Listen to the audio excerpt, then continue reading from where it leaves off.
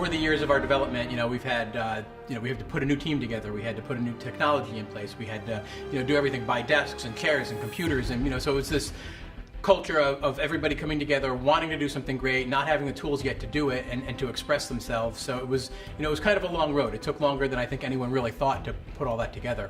You have a team that has tons of ideas and not just one, and then you have to refine that down into something that's really manageable in the time that you have to make a game. So that's a little bit daunting, when you have all the choices in the world. How do you choose, well, this is the one thing that we're going to do? The Respawn culture really is about no nonsense. We're really hard on ourselves. One of the hard parts, I think, at least on Titanfall, was trying to figure out how to work as a team for a multiplayer. The pressure was on us to really come out with something new and different, and we were sitting there going nuts trying to wrap our heads around, okay, what does that mean? Everyone at Respawn has a voice as we're working on the game. It's not just, say, the game director and lead designer say, this is what we're making, everyone just, get on the treadmill and make it. It is a very iterative and collaborative process. When you work on a single player, it's relatively easy for individuals to go off and work on this level or that level, and they can exist in separate worlds for the most part. Whereas in a multiplayer game, you've got all these different people who are working on aspects of the game that will crisscross or touch each other in some way.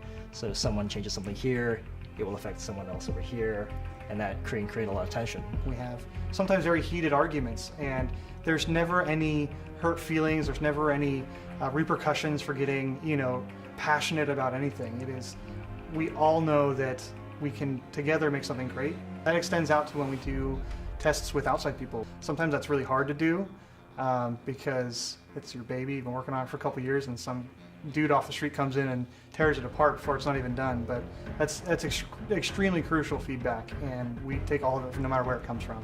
I think we have the ability and the culture that supports the focus of perfection. So you're trying to perfect the right things, and you don't go after the things that really don't support the gameplay. It has to feel right, it has to flow right, and if it doesn't, we keep working on it. And there's things that, if they don't get to that level, I would rather have less finely polished features than more and have the game be a little rougher.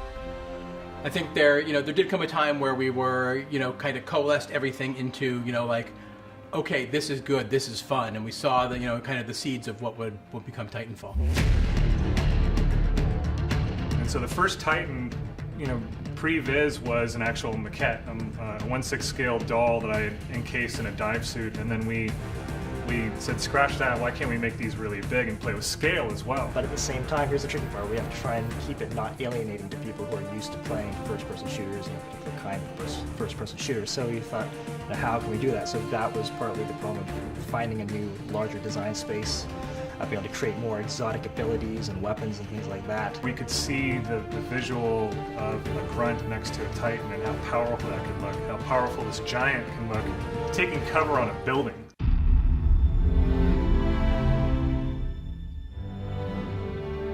We pour so much of ourselves into this that, you want to put it out there, and there's always that nervousness of, I hope people like it, what are they going to think? Before we went to E3, we'd been designing this game and building this game in a vacuum, and we're our own worst critics, so we were really on it. We went in hoping for the best. I think we were all very tense, and then that moment when the trailer started to roll and everybody was watching back here at the studio and at the convention center was awesome. I was watching Gamescom and PAX live feed with a camera, a webcam, and I was on the edge of my seat. That's what we love. It's, putting the game together, working on it is great, but it's putting it out there in the wild and having people experience it and seeing what they enjoy about it, and that's, really what drives us. It's sort of amazing to watch people play that game, because we don't get that moment as devs anymore. We've been with this project for, some of us years now, and you never get to play that game for the first time like you remember. It was amazing to hear the response from it. It just blew us all away, and it just makes us work even harder. And to have everyone embrace it and say, we understand, it's familiar, yet it kind of pushes the boundaries,